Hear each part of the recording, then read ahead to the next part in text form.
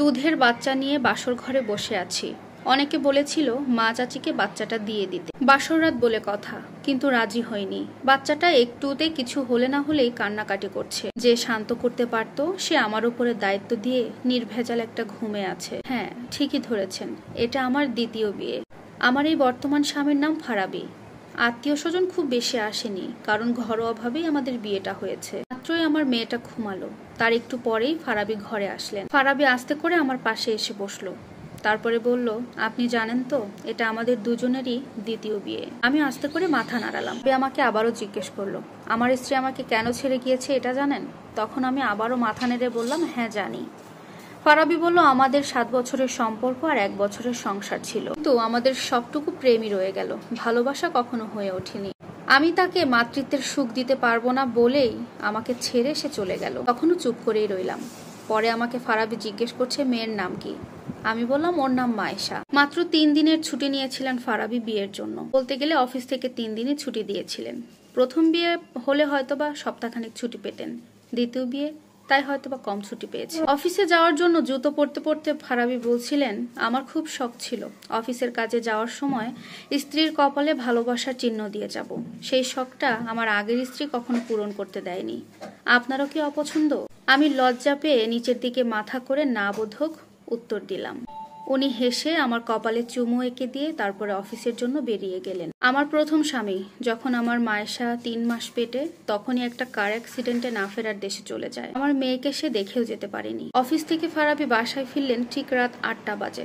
Calling bell বাজাতে আমি দৌড়ে গিয়ে দরজাটা খুলে দিলাম। খুলে দিতেই দেখলাম ফারাবী অনেক তাড়াহুড়ার মধ্যে জর্ণশীর্ণ হয়ে আছে। আমি দরজা খুলতেই যেন সে হাঁপ ছেড়ে বাঁচলেন। ভেতরে এসে সোফার উপরে বসতেই ফ্যান ছেড়ে দিয়ে 1 গ্লাস পানি এনে দিলাম। পানি খেয়ে সে ফ্রেশ হতে গেলেন। আমি সোফায় বসে আছি। ফ্রেশ হয়ে এসে তার ব্যাগ থেকে 5টা বকুললতা ফুল আমাকে বের করে দিলেন। সেখান থেকে একটা নিয়ে মায়েশার হাতে বেঁধে দিলেন। আমাকে বললেন, মায়ের কাছে শুনেছি আপনি নাকি বকুল ফুল অনেক পছন্দ করেন। তার কথা শুনে আমি লজ্জায় একটু মুচকি হাসলাম। ফারাবী বললেন, তুমি লজ্জা পেলে বেশ ভালো লাগে। 7 মাস চলছে আমাদের সংসারের। ফারাবী বেশ খেয়াল রাখেন। আমার টুকটাক ভালো লাগাগুলো তিনি বেশ গুরুত্বও দেন। আর মায়েশা বলতে পাগল। মেয়েটাও বাবার কোলে কোলে ঘুরে বেড়ায়, তার বাবা যতটা সময় ফ্রি থাকে। ভালোই চলছিল আমাদের 3 জনের সংসার, কিন্তু এর মধ্যে হঠাৎ করে ফারাবীর প্রাক্তন স্ত্রী এসে হাজির। আমি রান্না করছিলাম, প্রায় শেষ। জুম্মার দিনে ফারাবী তার মেয়ের সাথে খেলা করছিলেন। তখনই কলিং বেল বাজলো। দরজা খুলতেই আমার স্বামীর মানে ফারাবীর প্রাক্তন স্ত্রী এসে ঢুকলো। ফারাবী চুপ করে তার প্রাক্তনের দিকে তাকিয়ে আছে। তাকেও বেশ বিধ্বস্ত লাগছিল। ঘরে ঢুকেই প্রাক্তন স্ত্রী ফারাবীর দিকে তাকিয়ে একদম ছুটে আসছিল জড়িয়ে ধরার জন্য। ফারাবী মায়েশাকে কোলে নিয়ে 2 কদম পিছিয়ে গিয়ে জিজ্ঞেস করলো, তুমি কেন এসেছো? তখন তার প্রাক্তন উত্তর দিল, আমি একটু আশ্রয় নিতে এসেছি। কিন্তু ফারাবী জানিয়ে দিল, এটা কোনো আশ্রয় কেন্দ্র নয়।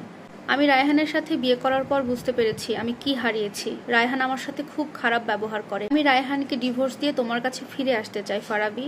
সরি নূপুর, আমি আমার মেয়েকে ছেড়ে থাকতে পারবো না। এটাই ছিল ফারাবীর উত্তর। তখন ফারাবীর প্রাক্তন বলে, তাহলে মেয়েকে রেখে দাও, আমরা 2 জন ওকে মানুষ করব। আর ফারাবী রেগে গেলেন, বললেন, তোমার মতো স্বার্থপর মেয়ে আমি দুটো দেখিনি। ফারাবীর কোনো প্রশ্রয় না পেয়ে সরাসরি ঘর থেকে বেরিয়ে গেলেন ফারাবীর প্রাক্তন। এরপর থেকে আমরা সুখেই দিনগুলো পার করছি।